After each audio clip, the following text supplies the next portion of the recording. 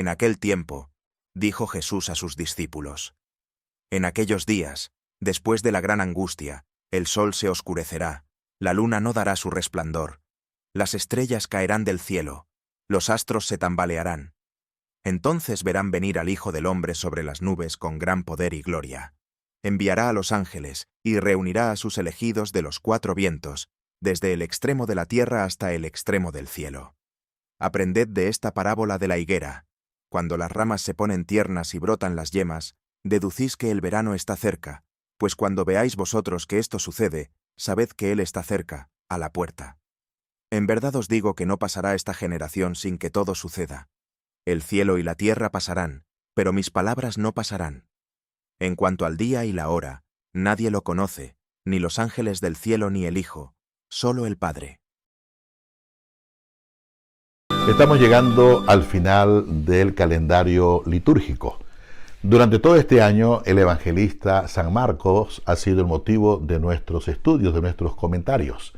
Ya el próximo domingo tendremos la fiesta de Cristo Rey y luego iniciaremos un nuevo año litúrgico. Hemos comentado a lo largo del año el Evangelio según San Marcos. Hoy prácticamente el evangelista concluye dándonos una lectura un poco difícil, un poco complicada. Es tan difícil y complicada que él mismo nos dice que el que lea sepa entender lo que está leyendo. Eso nos lo dice en el versículo 14, porque sabe que el tema es un poco delicado.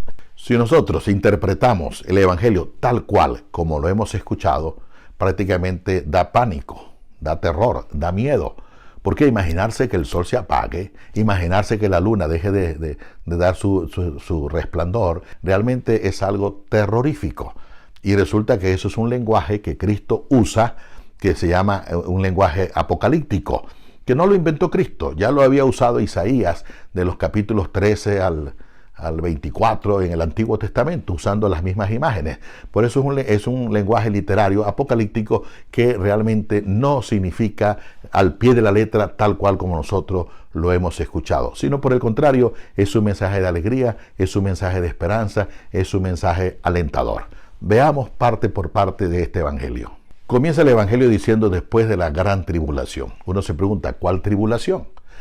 Recordemos que en los primeros años del cristianismo, los cristianos fueron perseguidos, fueron asesinados, fueron desterrados, pasaron momentos muy difíciles. En una época determinada, entre los años 60, 70, se produjo la peor de las tribulaciones, las peores de las catástrofes que los cristianos pudieron haber vivido. Vino la destrucción de Jerusalén, la destrucción del templo de Jerusalén, que era lo más importante para los judíos. Ya Cristo lo había advertido. Cristo, mirando la ciudad desde el huerto de los olivos, lloró porque decía, esta gente rechazó el mensaje que yo vine a traerles, el mensaje de paz, el mensaje de alegría, el mensaje de amor. Y entonces Jesucristo sabía que rechazando ese mensaje iban a llegar a la situación en que llegaron. Vino la guerra civil, vino la persecución, destruyeron, incendiaron Jerusalén, acabaron con el templo. Aquello que Cristo había dicho, ven ese templo, no quedará piedra sobre piedra. Jesucristo lo había advertido y Jesucristo lloró contemplando lo que le iba a pasar a la ciudad santa, a Jerusalén. Si nos trasladamos a Roma, en Roma estaba el gran emperador, el emperador Nerón, quien comenzó a perseguir a los cristianos, quien incendió a la ciudad de Roma, echándole la culpa después a los cristianos. Y no solamente eso, sino que mató a los líderes, a las columnas fundamentales de la Iglesia Católica, que eran Pedro y Pablo. Entonces fue una época de una gran tribulación para las comunidades cristianas. El pueblo de Israel se sintió mal, porque es decir, hasta aquí llegó todo el anuncio que los profetas nos habían dado. ¿Dónde quedó? Pareciera que se acababa todo tipo de esperanza. Es una desolación, es un desengaño, es sentirse verdaderamente mal. Pareciera que fuera el fin del mundo. Ante esa situación es cuando Cristo viene a decir, no hay que perder la esperanza. No es el final. Ahora es cuando va a resurgir una nueva humanidad. Y para ello Jesús usa las imágenes apocalípticas. El sol se apagará, la luna no dará su resplandor.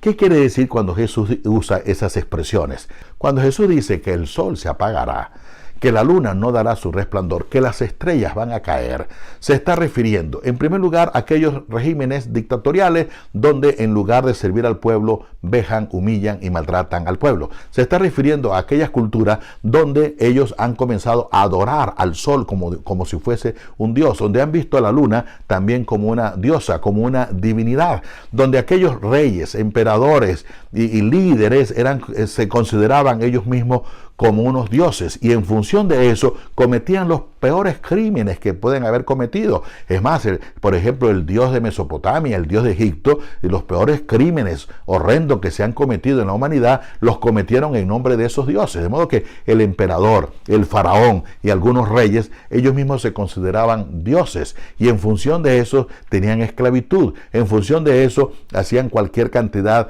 de crueldad con el ser humano. Y aquellas culturas donde el sol era un dios y la luna era una diosa, ofrecían sacrificios humanos. Sin ir muy lejos, en México tenemos vestigios de esa cultura azteca que ofrecía sacrificios al dios sol y al dios luna. Nos quedan de recuerdo la pirámide del sol y la pirámide de la luna, cuando cada año se hacían miles de sacrificios de niños, de seres humanos, para complacer a ese dios sol, para complacer a esa dios luna. Fue necesaria la aparición de la Santísima Virgen María para darles a entender al indígena de que el sol no era ningún dios y de que la luna tampoco era ninguna diosa. Es por eso que la Virgen María aparece como si estuviese tapando, ocultando el sol. Esos rayos que salen detrás de ella, precisamente ella está por encima del sol.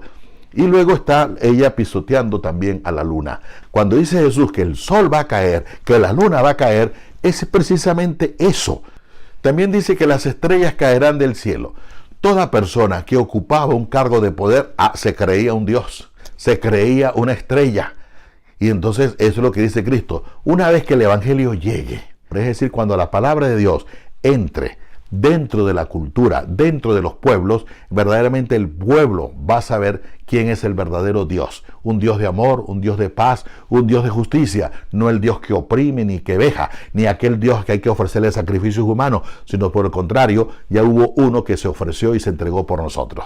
Por eso es la gran alegría, la gran noticia, el mensaje de Jesucristo de hoy. Hay culturas, hay personas que les encanta hablar del final del mundo, que les encanta hablar de los días de oscuridad, que les encanta hablar de todo lo catastrófico. No, el evangelio quiere decir buena noticia, y el evangelio de hoy es una buena noticia, es algo esperanzador, es algo con optimismo. Y Cristo concluye hablándonos de la higuera, es decir, hay que alegrarse, viene la cosecha, viene algo positivo, viene algo nuevo. Por eso no presentemos nunca este evangelio como la catástrofe final. Será la catástrofe para aquellas culturas donde adoraban al dios sol y a la diosa luna, y donde algunos emperadores, algunos líderes se creían estrellas.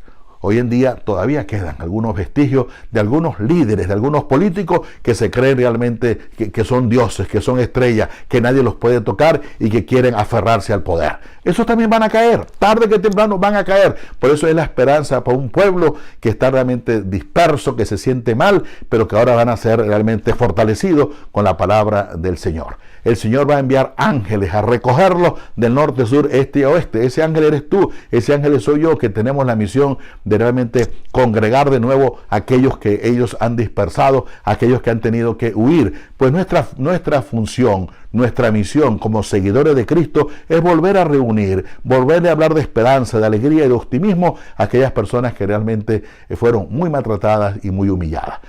Pues bien, que el Señor nos conceda a todos una semana y vamos con alegría. Que esta semana tiene que ser una semana de alegría, de entusiasmo, y no una semana de tristeza pensando que el mundo se va a acabar. Pensemos más bien que Jesucristo vino a darnos ánimo, entusiasmo, para que nosotros reafirmemos nuestra fe en Él y alegrémonos porque todos esos líderes que se creen dioses cayeron, están cayendo y van a caer. Que el Señor pues nos bendiga, nos dé la gracia de vivir nuestro cristianismo siempre con alegría y siempre con optimismo.